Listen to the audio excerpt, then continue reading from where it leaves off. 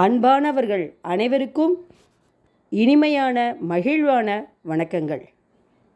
உலக பொதுமறையோர் நமக்கு 1330 விதைகளை கொடுத்துருக்காருங்க.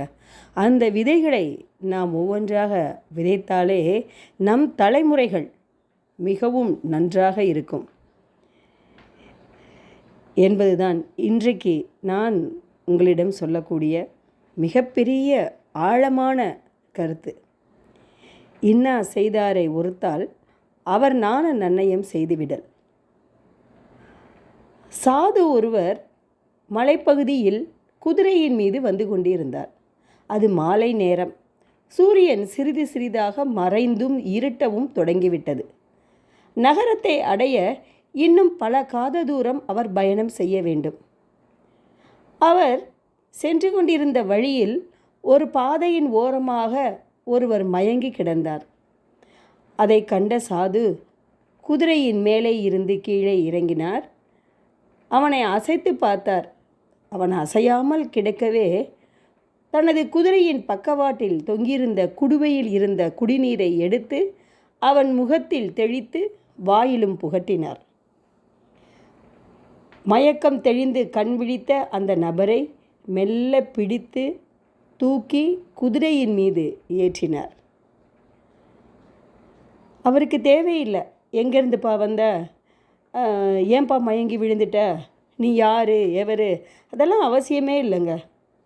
அதெல்லாம் கேட்டால் அவனுடைய பாரம் நம் தலைக்கு ஏறிடும். உண்மை அதுதாங்க. உதவி செய்யணும்னா உதவி செய்துட்டு போய்கிட்டே இருக்கணும், அந்த இடத்த விட்டு நகன்றணும். அதை விட்டுட்டு அவனுடைய சொந்த கதை சோகக்கதையை கேட்டோம் என்றால் நம் கதை சொந்த கதை சோகக்கதையாக மாறிவிடும். நம் வாழ்வில் மகிழ்ச்சியும் மறைந்து போய்விடும்.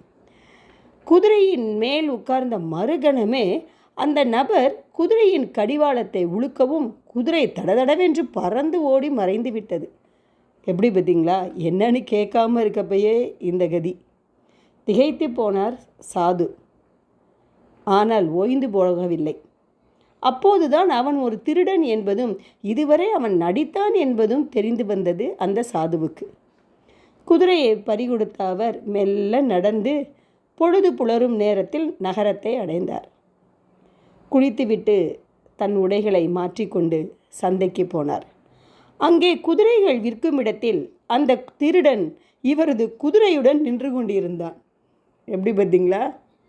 சாது மெல்ல சென்று அவனுடைய தோளை தொட்டார்.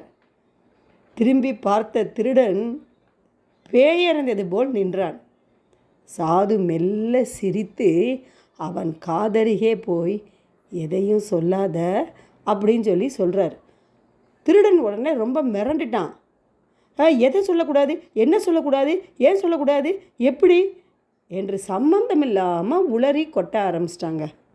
உண்மை எப்பயுமே திமிர்ந்து நின்று பேசும் அல்லவா? பொய் தானே எப்பயுமே பயந்து பயந்து பேசும். அதனால் எப்பயுமே நம்ம என்ன பேசணும்? உண்மையை பேசிட்டா சந்தோஷமாக இருக்கலாம். பொய்யை பேசணும், சந்தோஷத்தை என்ன பண்ணிடணும்? தொலைச்சிடணும். டெய்லி அந்த பொய்யை மறைக்கிறதுக்கு 100 பொய்யை தேட வேண்டியது இருக்கும். சாது சொன்னார், குதிரையை நீயே வைத்துக்கொள், ஆனால் நீ அதை எப்படி அடைந்தாய் என்ற விதத்தை யாரிடமும் சொல்லாதே. திருடன் திகைத்து போய் விழித்து பார்க்கிறான். ஏன்னா மக்களுக்கு இப்படி ஒரு சம்பவம் நடந்தது என தெரிய வந்தால் எதிர்காலத்தில் உண்மையிலேயே யாராவது சாலையில் மயங்கி கிடந்தால் கூட உதவ முன்வரமாட்டார்கள். புரிகிறதா என்று சாது அந்த திருடனிடம் மெதுவாக தெளிவாக சொன்னார். திருடனுக்கும் மனசு இருக்குமா இல்லையாங்க? திருடன் கண்களில் கரகரகரவென்று கண்ணீர் வழிந்தது. இதன் விதை என்னங்க? இதனுடைய சாரம் என்ன? குறுகிய லாபங்களுக்காக நம்மளுடைய நல்ல கோட்பாட்களை ஒரு நாளும் சிதைக்கக்கூடாதுங்க. அடுத்தது, ஒருவன் நமக்கு உதவி செய்தால் அவனுக்கே நாம் கேடு விளைவிக்கக்கூடாது. அதுக்கு தாங்க நம்ம உலக பொதுமறையோர் இன்னா செய்தாரை ஒருத்தால் அவர் நாண நன்னயம் செய்துவிடல் என்ற விதையை விதைத்துள்ளார். எப்படி இருந்தது கதை? நல்லா இருந்ததாங்க. மீண்டும் உங்களை அடுத்த விதையுடன் சந்திக்க வருகிறேன். நன்றி, வணக்கம். வாழ்க வளமுடன், வாழ்க வையகம்.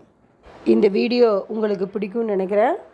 லைக் பண்ணுங்கள், ஷேர் பண்ணுங்கள் அண்ட் சப்ஸ்கிரைப் பண்ணுங்கள். தேங்க்யூ.